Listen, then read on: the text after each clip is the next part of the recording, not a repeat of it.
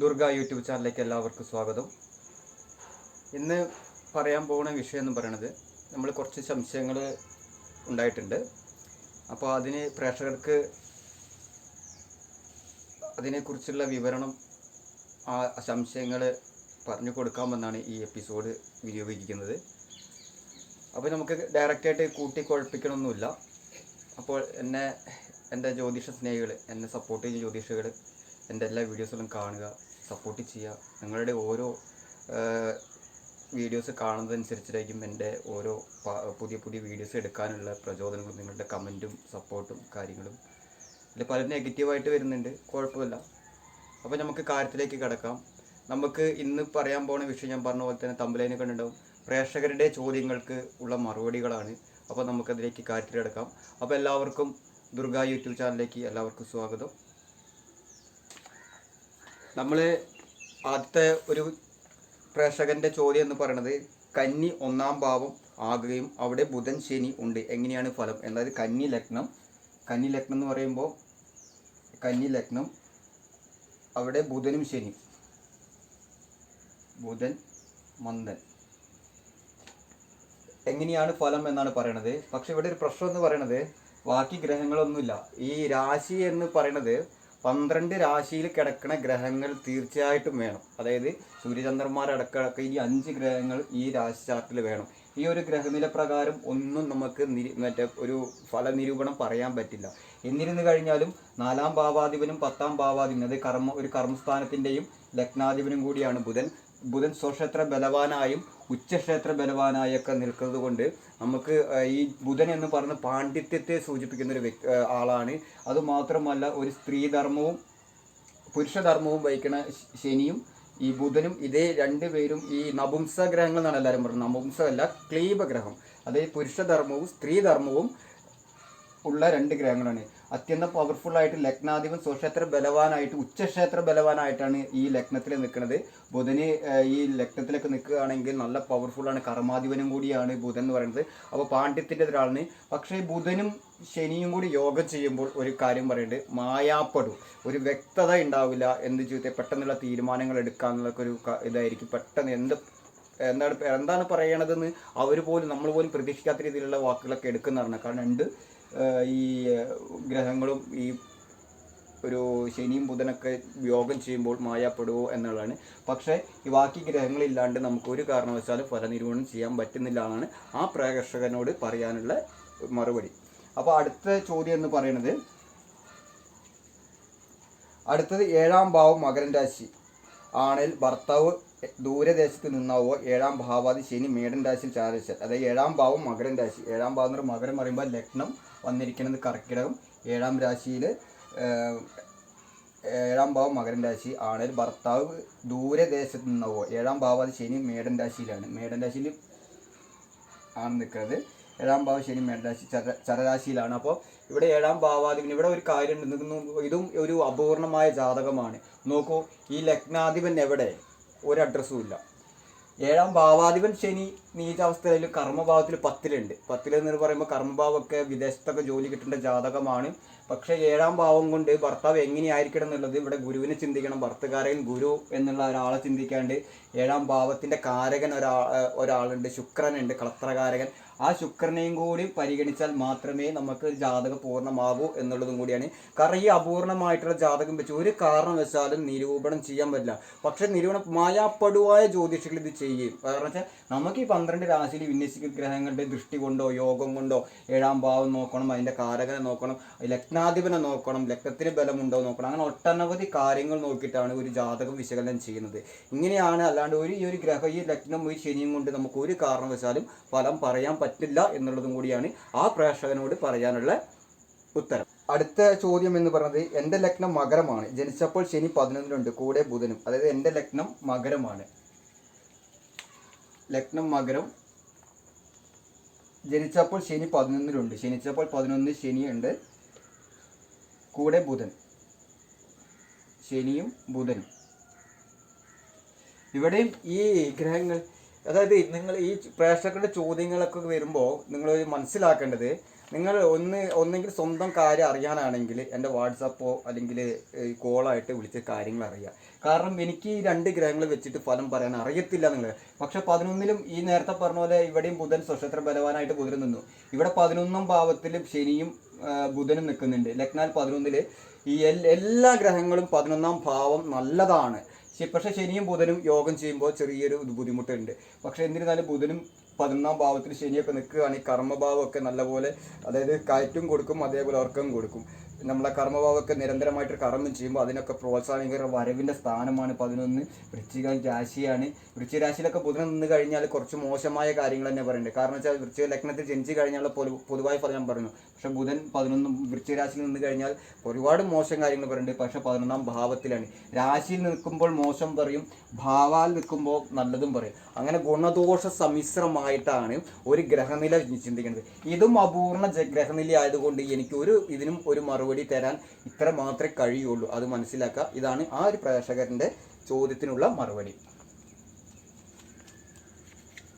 അടുത്ത ഒരു പ്രേക്ഷകൻ പറഞ്ഞ ചിത്തിര ഞാൻ കന്നി രാശിയാണ്. ജീവിതത്തിൽ കഷ്ടത മാത്രമേ ഉണ്ടായിട്ടുള്ളൂ. 62 വയസ്സായി എന്ന് പറയുന്നത്. അതായത് ചിത്തിര നക്ഷത്രക്കാരൻ്റെ, അതായത് അപ്പോൾ കന്നിരാശി എന്ന് പറയണമെങ്കിൽ ചന്ദ്രൻ നിൽക്കുന്ന രാശിയായിരിക്കും ഉദ്ദേശിക്കുന്നത്. പക്ഷെ ഒരു കാര്യമുണ്ട്, നമുക്ക് ഇവിടെ ഈ ചിത്തിര നക്ഷത്രം കൊണ്ട് ഈ നക്ഷത്രഫലം, ഈ പറയുന്ന പോലെ നക്ഷത്രഫലം കൂറുഫലം പറഞ്ഞ പോലെ നമുക്ക് 12 രാശിയിൽ നിൽക്കുന്ന ഗ്രഹങ്ങളെ കൊണ്ട് തന്നെയാണ് ജാതക ലഗ്നം കേന്ദ്ര ബിന്ദു. ലഗ്നം ഏതെങ്കിലും രാശിയിൽ നിന്ന് ഇപ്പോൾ ലഗ്നം വന്നിരിക്കണു, ഏതെങ്കിലും രാശി 12 രാശിയിൽ, മേടം മുതൽ 12 രാശി, ലഗ്നം മുതൽ 12 ഭാവങ്ങൾ. ആ 12 ഭാവങ്ങളിൽ ഏതൊക്കെ ലഗ്നാധിപം നിൽക്കുന്നത്, 2ാം ഭാവാധി, 3ാം ഭാവം, 4ാം ഭാവം, 5, 6, 7, 8 അങ്ങനെ 12 രാശികളിലായിട്ട് ഗ്രഹങ്ങൾ എവിടെയൊക്കെ നിൽക്കുന്നുണ്ട്, എങ്ങനെയൊക്കെ അതിൻ്റെ ബന്ധപ്പെടുന്നുണ്ട്, അത് ജീവിതത്തിൽ കഷ്ടതകൾ വരുന്നുണ്ട് എന്ന് പറഞ്ഞുകൊണ്ട് ഗ്രഹനില നോക്കാണ്ട് നമ്മൾ എങ്ങനെയാണ് നിങ്ങളോട് ചോദ്യം, അതിനുള്ള ഉത്തരം നമ്മൾ തരേണ്ടത്. അപ്പോൾ അത് നിങ്ങൾ മനസ്സിലാക്കുക. അപൂർണ ജാതകം വെച്ചിട്ട് ഒന്നും നമുക്ക് നിരൂപിക്കാൻ പറ്റത്തില്ല എന്നുള്ളതും കൂടി മനസ്സിലാക്കുക. ഇതാണ് ആ ഒരു പ്രേക്ഷകൻ്റെ ഒരു ചോദ്യത്തിന് ഉള്ള ഉത്തരം. കാരണം വെച്ചാൽ എനിക്ക് വന്നിരിക്കുന്ന ഈ ചോദ്യങ്ങൾക്കൊന്നും ഗ്രഹനിലയിൽ ഒന്നും പൂർണ്ണമല്ല. നിങ്ങൾക്ക് സ്വന്തമായിട്ടുള്ള ഗ്രഹങ്ങൾ നിങ്ങൾക്ക് വിശകലനം ചെയ്യണം എന്നുണ്ടെങ്കിൽ, നിങ്ങൾക്ക് കാര്യങ്ങൾ അറിയണമെന്നുണ്ടെങ്കിൽ എൻ്റെ വാട്സപ്പ് നമ്പറായിട്ടോ അല്ലെങ്കിൽ എൻ്റെ കോളായിട്ടോ, എൻ്റെ നമ്പർ ഇതിവിടെ വാട്സപ്പ് നമ്പറും കോൾ നമ്പറും ഇത് തന്നെയാണ്. നിങ്ങൾക്ക് അതിൽ ബന്ധപ്പെടാം. നിങ്ങൾക്ക് സംശയങ്ങൾ, നിങ്ങൾക്ക് സ്വന്തം ജാതകം പഠിക്കണം എന്നുണ്ടെങ്കിൽ എനിക്ക് 12 രാശിയുള്ള ഗ്രഹങ്ങൾ തീർച്ചയായിട്ടും വേണം. ആ ലഗ്നഭാവത്തിൽ നിൽക്കുന്നത്. കാരണം രാശിയിൽ നിൽക്കുന്ന ഫലം, ഇപ്പോൾ ഒരു ഉദാഹരണം പറയാം. ഇപ്പോൾ ലഗ്നം വന്നിരിക്കുന്നത് ഇടവത്തിലാണ്. ഇവിടെ ശനി നിൽക്കുന്നു, ബുധൻ ബലവാനായിട്ട് 2ൽ നിൽക്കുന്നു. ഒരു ഉദാഹരണമാണ്. ഇപ്പോൾ നോക്കൂ, ഒരു കാര്യം പറയണ്ടേ, ഇവിടെ എല്ലാവരും പറയും ഇത് വെച്ച് ഫലം പറയും. പക്ഷെ ഭാവാൽ വന്നു കഴിഞ്ഞപ്പോൾ ശനി ബുധൻ ലഗ്ന ബന്ധനത്തിലേക്ക് മാറിക്കഴിഞ്ഞു. ഭാവാൽ. അപ്പോൾ നോക്കൂ, ഇവിടെ 2ാം ഭാവത്തിൽ ബുധൻ സ്വക്ഷേത്ര ബലവാനായിട്ട് നിങ്ങൾ 2 വിദ്യ വാക്ക് സൂചിപ്പെടുക. പക്ഷേ ഇവിടെ ഭാവാൽ വന്നു കഴിഞ്ഞപ്പം 2ൽ ഗ്രഹമില്ല. അങ്ങനെയാണ് ഭാവചാട്ട് ചിന്തിക്കേണ്ടത്. ഭാവാൽ ലഗ്നത്തിലേക്ക് മാറിക്കഴിഞ്ഞു. അവിടെയാണ് നമ്മൾ മാറേണ്ടത്. ലഗ്നത്തിലേക്ക് ബുധൻ മാറിക്കഴിഞ്ഞു, 2ലേക്ക് ബുധനുമില്ല. പക്ഷെ യോഗം ചെയ്യണതോ, ഇപ്പോൾ ശനി നിൽക്കുകയാണ്. ഈ യോഗം ചെയ്യുന്നത് ഒരു രാശിയിലാണ്. ദൃഷ്ടി ചെയ്യുന്നത് ഈ രാശി തന്നെയാണ്. ഈ രാശിയിൽ നിന്ന്, അതായത് ലഗ്നത്തിലല്ല, ദൃഷ്ടി യോഗമൊക്കെ ചെയ്യുന്ന ഒരു രാശിയിൽ നിന്നുകൊണ്ടാണ് ചെയ്യുന്നത്. പക്ഷെ ഭാവാൽ നോക്കുമ്പോൾ ഗ്രഹങ്ങൾ നമ്മൾ ബുധൻ ഭാവാൽ മറുപടി ആരെ മാർക്ക് കിട്ടുന്നത് വെച്ച് കഴിഞ്ഞാൽ ഇത് ലഗ്ന, ഇത് 2ാം ഭാവം, അല്ല 2ാമത്തെ രാശിയിൽ ബുധൻ നിൽക്കുകയാണെങ്കിൽ ഭാവാൽ ചിലപ്പോൾ ലഗ്നത്തിലേക്കോ ചിലപ്പോൾ കർക്കിടകത്തിലൊക്കെയോ മാറാൻ സാധ്യതയുണ്ട്. അങ്ങനെ ഗുണദോഷ സമ്മിശ്രമായിട്ടാണ് ഒരു ജാതക വിചിന്തനം ചെയ്യണത്.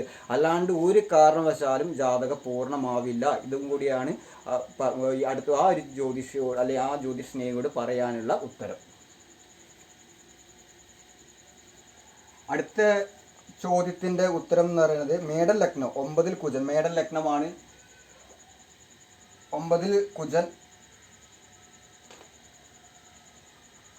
9ൽ കുജൻ നല്ലതാണോ? മേടൻ ലഗ്നമാണ്, 9ൽ കുജൻ. ഇതും എല്ലാ അപൂർവ ജാതകമാണ്, ഗ്രഹനിലയാണ് കിടക്കുന്നത്. 9ാം ഭാവത്തിൽ കുജൻ, 9, 10, 11, 12. ലഗ്നം മേടമാണ്, ലഗ്നാദി 9ലാണ്. 9 എന്ന് പറയുന്നത് ഉപജയ രാശിയാണ്. പക്ഷെ 9ാം ഭാവം കുജന് പന്തികെട്ട രാശിയാണ് എന്നും കൂടി മനസ്സിലായി. ഇവിടെ ലഗ്നാധിപനായാലും മറ്റേ ബാക്കി ഗ്രഹങ്ങൾ എവിടെ, അതും എല്ലാം കിട്ടിയിരിക്കുന്നത് അപൂർണ ഗ്രഹനിലയാണ്. പക്ഷെ 9ാം ഭാവത്തിൽ കുജൻ നല്ലതല്ല. പക്ഷെ 9ാം ശുഭന്റെ രാശിയിലാണ് നിൽക്കുന്നത്, ഉപജയരാശിയിലാണ് നിൽക്കുന്നത്. അങ്ങനെ ഒട്ടനവധി കാര്യങ്ങൾ നോക്കിയിട്ടാണ് ഒരു ജാതകം ചിന്തിക്കുന്നത്. 9ാം ഭാവത്തിൽ കുജന് നല്ല ഫലങ്ങളല്ല പറയണത്, അതും കൂടി മനസ്സിലാക്കുക. ഇതാണ് ആ ജ്യോതിഷിക്ക് പറയാനുള്ള മറുപടി. അടുത്ത ഒരു ചോദ്യത്തിനുള്ളത്, ഗുരു 9ഉം 10ഉം ഭാവത്തിൽ നിന്നാൽ സർവദോഷമില്ലാതാകുക എന്ന് പറയുന്നു. ഗുരു 9, 10 ഭാവം, അതായത് ഗുരു 9, 10 പറഞ്ഞപ്പോൾ നമ്മൾ ഇടവൽ ലഗ്നത്തിൽ ഇപ്പോൾ വേറെ ലഗ്നം എടുക്കാം. ഇവിടെ നമുക്ക് കന്നി ലഗ്നം എടുക്കാം. അതിൻ്റെ 9 എന്ന് പറയുന്നത് 9, 10, 12. 9 എന്ന് പറയുന്നത് ഇടവമാണ്. ഇടവത്തിൽ 9 പ്ലസ് 10 നിൽക്കുകയാണെങ്കിൽ, അതായത് ഗുരു 10 9 നിൽക്കുകയാണെങ്കിൽ, ഗുരു ലഗ്നാൽ 10 9 നിൽക്കുകയാണെങ്കിൽ ഫലം എന്താണ് പറയുന്നത്? ഈ 9ാം ഭാവം ത്രികോണ രാശിയാണ്, ലഗ്നത്തിന്റെ ത്രികോണ രാശിയിലാണ് നിൽക്കുന്നത്. ത്രികോണ രാശിയിലാണ്, അത് ഒരു ത്രികോണ രാശിയാണ് 9. 10 എന്ന് പറയുന്നത് ഒരു കേന്ദ്ര രാശിയാണ്. ഈ ലഗ്ന 9 നിന്നുകൊണ്ട് ലഗ്നത്തിലേക്ക് ഗുരുവിന് ദൃഷ്ടിയുണ്ട്. ലഗ്നാൽ 2ലേക്ക് ദൃഷ്ടിയുണ്ട്. 10 നിൽക്കുന്ന വ്യാഴത്തിന് ലഗ്നാൽ 2ലേക്ക് ദൃഷ്ടി, 9 നിൽക്കുന്ന ഗ്രഹം ലഗ്നത്തിലേക്ക് ദൃഷ്ടി. അപ്പോൾ ആ നല്ലത് തന്നെയാണ്, അവിടെ ദോഷമില്ല എന്നുള്ളവർ മനസ്സിലാക്കണം. ഇതാണ് ആ ചോദ്യം. പക്ഷേ ബാക്കി ഗ്രഹങ്ങളും കൂടി അടിസ്ഥാനമാക്കിയിട്ടാണ് ഫലം പറയുന്നത്. ഇതാണ് ആ ജ്യോതിഷി സ്നേഹിക്ക് കൊടുക്കാനുള്ള മറുപടി. അടുത്ത ഒരു ചോദ്യം പറയുന്നത്, ചന്ദ്രൻ നിന്നാലുള്ള ഫലം. ചന്ദ്രൻ നിന്നാലുള്ള ഫലം പറയുന്നത്, ചന്ദ്രൻ എവിടെ നിൽക്കണം എന്നറിയില്ല. ഇപ്പോൾ നോക്കൂ, ഇപ്പോൾ നമ്മൾ ഉദാഹരണം പറയുകയാണെങ്കിൽ ലഗ്നം വന്നിരിക്കുന്നത് ഇടവമാണ്. ലഗ്നത്തിൽ ചിലപ്പോൾ ചന്ദ്രൻ ഇവിടെയോ ഈ രാശിയിലോ എവിടെയെങ്കിലൊക്കെ ചന്ദ്രൻ ഉണ്ടാവും. പക്ഷെ 12ൽ ചന്ദ്രൻ നിൽക്കുക, ഈ 2ാം ഭാവത്തിൽ രവി നിൽക്കുക വിചാരിച്ചോളൂ. ഈ 2ൽ രവി, ഉദാഹരണം കേട്ടോ പറയണത്, ഈ 2ൽ ചന്ദ്രമ്പോൾ ഈ ചന്ദ്രൻ ഒരു അംഗവൈകല്യത്തിൻ്റെ കാരണമാണ്. കാരണം കണ്ണിൻ്റെ കാരകത്വം വഹിക്കുന്നത് രവിയാണ്. അപ്പോൾ ചന്ദ്രൻ ഈ 12ലും പോയി രവി 2ലും വന്നു കഴിഞ്ഞാൽ കാഴ്ചയ്ക്ക് കുറച്ച് പ്രശ്നങ്ങൾ വരാൻ സാധ്യതയുണ്ട് എന്ന് പറയുന്നത്. പക്ഷെ അങ്ങനെ എല്ലാവർക്കും വരണമെന്നില്ല. പക്ഷെ ഇതും ഈ പറയുന്ന ചന്ദ്രൻ എവിടെയോ, ഇവിടെ വേറെ ഒന്നും പറഞ്ഞിട്ടില്ല, ചന്ദ്രൻ നിന്നാലുള്ള ഫലം മാത്രമേ ഉള്ളൂ. അത് ഉദാഹരണം മാത്രമാണ് പറഞ്ഞത്. കാരണം ചന്ദ്രൻ എവിടെയോ നിന്നിട്ട് കാര്യമില്ല. ചന്ദ്രൻ ഓരോ എവിടെയെങ്കിലും ചന്ദ്രൻ രാശിയിൽ എവിടെയെങ്കിലും നിൽക്കണം, നമ്മളത് നോക്കി ലഗ്നം അങ്ങനെ ഒട്ടനവധി കാര്യങ്ങൾ നോക്കിയിട്ടാണ് ഒരു ജാതക വിശകലനം ചെയ്യുന്നത്. ഇതാണ് ആ ജ്യോതിഷ സ്നേഹിയോട് പറയുന്നത്. പിന്നെ അടുത്തൊരു ചോദ്യം, എൻ്റെ കന്നി ലഗ്നം, എല്ലാവരുടെയും കന്നി ലഗ്നമാണ്. ഗുരു 4ലുണ്ട്. ഗുരു 4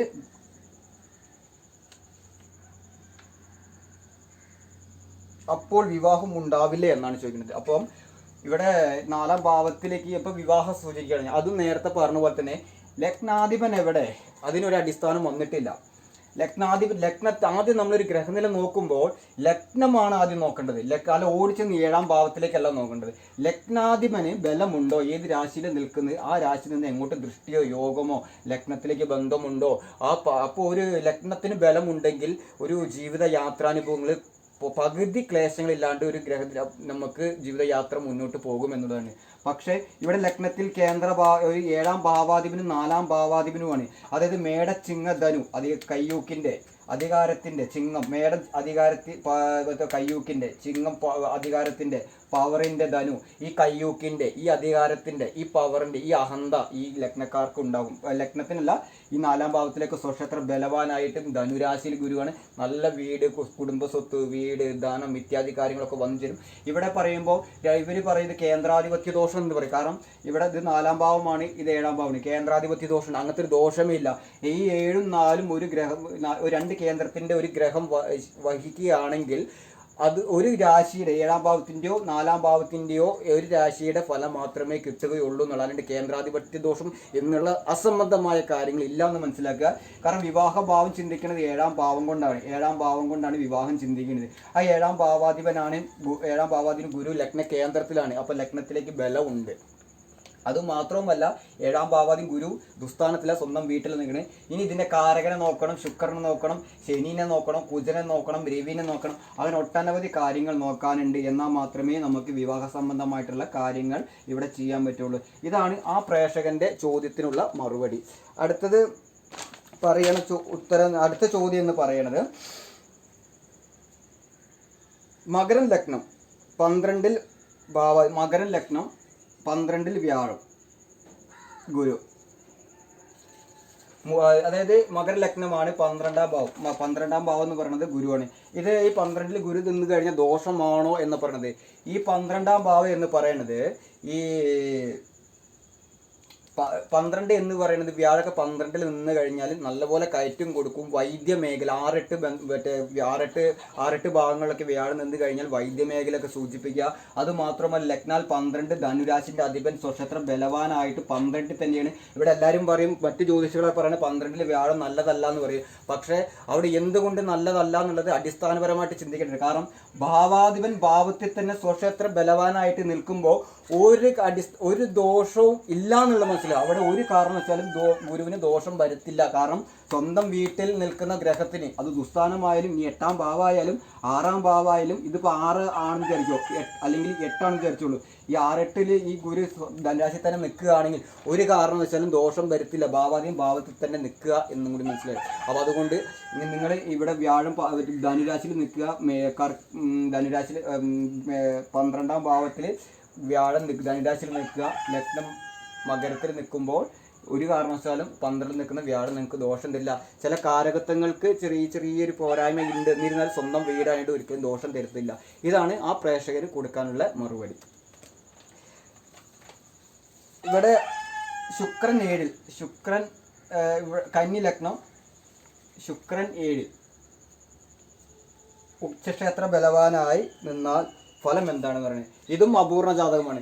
ലഗ്നത്തിൻ്റെ അതായത് 2-ഉം 9-ഉം ഭാവാധിപൻ, 2-ഉം 9-ഉം ഒരു ത്രികോണത്തിൻ്റെയും ഒരു 2-ാം ഭാവാധിപനും കൂടിയാണ് ശുക്രൻ ഉച്ചക്ഷേത്ര ബലവാനായിട്ട് മീനൻ രാശിയിലാണ് നിൽക്കുന്നത്. അത് നല്ല ഫലങ്ങളാണ് പറയുന്നത്. ഇവിടെ ദോഷമൊന്നും പറയാൻ പറ്റില്ല. പക്ഷേ 7-ാം ഭാവത്തിൽ ശുക്രൻ നിന്ന് കഴിഞ്ഞാൽ കലഹപ്രിയനാന്ന് പറയുന്നത്. പക്ഷേ നല്ല അവിടെ ഗുരു 7-ാം ഭാവം, കാരണം ഗുരു ഒരു ശുഭൻ്റെ രാശിയാണ്, നിയന്ത്രണത്തിൻ്റെ കാരകൻ്റെ രാശിയാണ്. 7-ാം ഭാവാധിപനി രാശിയിൽ എവിടെയെങ്കിലൊക്കെ ഉണ്ടാകും. അതേപോലെ തന്നെ 7-ലേക്ക് ദൃഷ്ടിയുള്ള ഗ്രഹങ്ങൾ നോക്കണം. ഇതെല്ലാം അപൂർണ ജാതകങ്ങളാണ് എന്നാണ് ഈ പറയണത്. ഇതും ഈ ഒരു കേസും പറയണത് ഇവിടെ മറ്റ് ഗ്രഹങ്ങളില്ലാണ്ട് നമുക്ക് ഫലനിരൂപണം ചെയ്യാൻ പറ്റില്ല എന്നുള്ളതാണ് പറയാൻ. പിന്നെ ഒരു ചോദ്യമുണ്ട്, കേന്ദ്രാധിപത്യമുള്ള വ്യാഴം, ഇതെല്ലാം കേന്ദ്രാധിപത്യ ദോഷം എന്ന് പറയുന്നത് വളരെ കൂടുതലായിട്ട് നടന്നുകൊണ്ട് കേന്ദ്രാധിപത്യ ദോഷം, ഇവിടെ ബുധൻ നിൽക്കുന്നു, ഇവിടെ ബുധൻ നിൽക്കുന്നു. ഇത് 1-ാം ഭാവം എന്ന് വിചാരിച്ചോളൂ, ഇത് 4-ാം ഭാവം, ഇവിടെയും ബുധൻ, ഇത് ബുധൻ 2 രാശിയാണ്. ഇത് കേന്ദ്രാധിപത്യ ദോഷം. ഒരു ലഗ്നം ഇവിടെ ബുധൻ നിൽക്കുക, ഇത് നിൽക്കുക, ഒരു 1-ന്റെയും 4-ന്റെയും കേന്ദ്രങ്ങളാണ്. അല്ലെങ്കിൽ കേന്ദ്രാധിപത്യം പറയുമ്പോൾ ഈ ബുധൻ കേന്ദ്രാധിപത്യ ദോഷം, ഒരു രാശിൻ്റെ 2 അധിപന്മാർ, അല്ലെങ്കിൽ ഒരു കന്നി രാശിൻ്റെയും ഒരു മിഥുന രാശിൻ്റെ അധിപൻ ഒരാളാണെങ്കിൽ അത് കേന്ദ്രമാണ്. അപ്പോൾ ഇതിൻ്റെ അധിപന്മാർ പറയുമ്പോൾ കേന്ദ്രാധിപത്യ ദോഷം ഉണ്ട് എന്ന് പറയുന്നത്. അല്ലെങ്കിൽ നിങ്ങൾ നോക്കൂ, ഇത് 7-ാം ഭാവമായിട്ട് മാറുക, ഇത് 4-ാം ഭാവമായിട്ട് മാറുക. അപ്പോൾ ഇത് കേന്ദ്രാധിപത്യ ദോഷം എന്ന് പറയുമ്പോൾ ഒരു കാരണവശാലും കേന്ദ്രാധിപത്യ ദോഷം ഇല്ല. ഇതൊക്കെ പിൻതലമുറക്കാർ വന്നിട്ട് ആകെ ജ്യോതിഷം തന്നെ ആകെ അലങ്കോലമായിട്ട് ചളിക്കുഴി കിടക്കുന്ന രീതിയിലാണ്, ആകെ ദയനീയമായിട്ടുള്ളൊരവസ്ഥയിലേക്കാണ്. ഒരു കാരണവശാലും കേന്ദ്രാധിപത്യ ദോഷം ഇല്ല, നിങ്ങളത് മനസ്സിലാക്കുക. കാരണം ശുഭൻ ഈ പറയുന്നത് ഏതെങ്കിലും രാശിനി 4-ന്റെയോ 7-ന്റെയോ രാശിയുടെ ഗുണങ്ങളെ കിട്ടുകയുള്ളൂ പൂർണ്ണമായിട്ട്, ഒരു പകുതി, അല്ലാണ്ട് കേന്ദ്രാധിപത്യ ദോഷമില്ല. ഇവിടെ അതുപോലെ തന്നെ ഇത് ഗുരുവിൻ്റെ രാശിയാണ്, ഇവിടെ ഗുരു നിൽക്കുക, 7-ാം ഭാവമായിട്ട് മാറുക, ഇത് 4-ാം ഭാവമായിട്ട് മാറുക, ഇവിടെ ഗുരു നിൽക്കുക, ഇതും കേന്ദ്രാധിപത്യ ദോഷം എന്ന് പറയും. അപ്പോൾ ഇങ്ങനെ കേന്ദ്രാധിപത്യ ദോഷം ഇല്ല, നിങ്ങളത് മനസ്സിലാക്കുക. കാരണം വ്യാഴം ബുധനൊക്കെ ശുഭഗ്രഹങ്ങളാണ്, ഒരിക്കലും അവിടെ കേന്ദ്രാധിപത്യ ദോഷമില്ല. ഏതെങ്കിലും ഒരു രാശിയുടെ അനുഭവങ്ങളായിരിക്കും നമുക്ക് കിട്ടുക. ഇതാണ് ആ പ്രേക്ഷകരോട് കൊടുക്കാനുള്ള മറുപടി. പിന്നെ പറയാനുള്ള ഒരു കസ്റ്റമറുടെ ചോദ്യം കൂടിയുണ്ട്, അത് കഴിഞ്ഞിട്ട് നമുക്ക് നിർത്താം. തുലാം ലഗ്നം അതിൽ ശുക്രൻ, തുലാം ലഗ്നം ശുക്രൻ കുജൻ. അപ്പം 8-ാം ഭാവാധിപനാണ് ശുക്രൻ.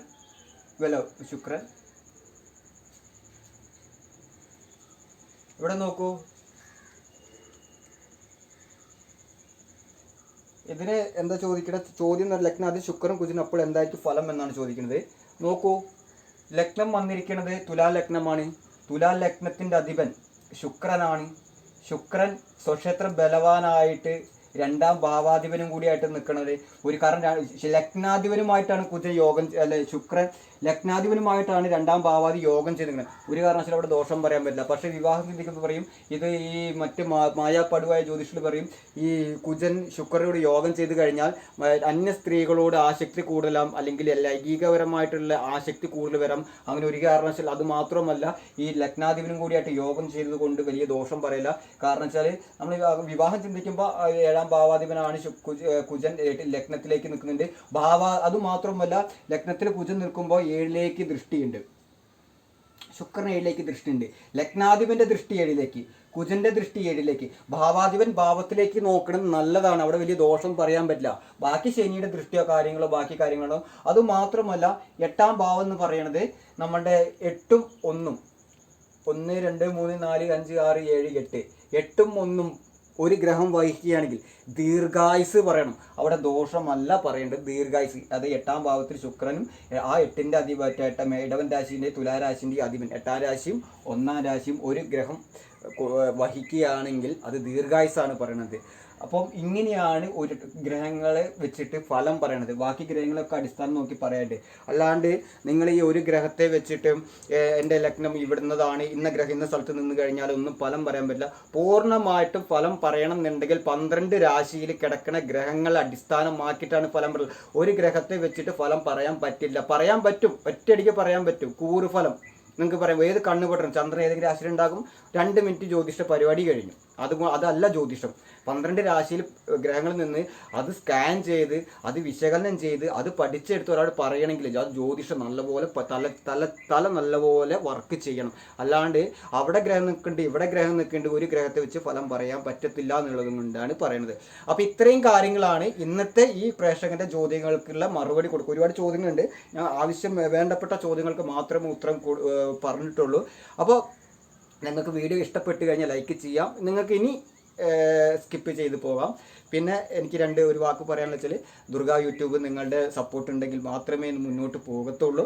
കാരണം നിങ്ങൾ വീഡിയോസ് കാണാൻ താല്പര്യമില്ലെങ്കിലും സൗണ്ട് കുറച്ചിട്ടെങ്കിലും എൻ്റെ നിങ്ങൾ വ്യൂസ് എനിക്ക് വളരെ കുറവായിട്ട് ഇങ്ങനെ പോയിക്കൊണ്ടിരിക്കുന്ന ഒരു ഇതാണ്. കാരണം എന്നെപ്പോലുള്ളൊരു യൂട്യൂബിലേക്ക് വരുമ്പോൾ ഒരുപാട് വിമർശനം, ഒരാൾ യൂട്യൂബിൽ കൂടെ പറഞ്ഞു പോടോ എന്ന് പറഞ്ഞ് മറ്റുള്ള ആൾക്കാരിൽ നിന്ന് ഒരുപാട് രീതിയിൽ ചെറിയ കമൻറ്റ് വരുന്നുണ്ട്. പക്ഷേ അതിൽ ഞാൻ തളർന്നു പോയി കഴിഞ്ഞാൽ അവിടെ ഞാൻ തോറ്റ പോലെ ആയില്ലേ. ഒരിക്കലും ഞാൻ തോക്കത്തില്ല. നിങ്ങൾ നല്ല നെഗറ്റീവായാലും പോസിറ്റീവായാലും നിങ്ങൾ വീഡിയോസ് പരമാവധി നിങ്ങൾ എൻ്റെ വീഡിയോസ് കാണാൻ പറ്റിയില്ലെങ്കിലും നിങ്ങൾ ഒരു 10 മിനിറ്റെങ്കിലും ഓൺ ചെയ്തിടുകയാണെങ്കിൽ എന്നെപ്പോലുള്ളവർക്ക് ഇത് പുതിയ വീഡിയോസ് ഇടാൻ പ്രചോദനം.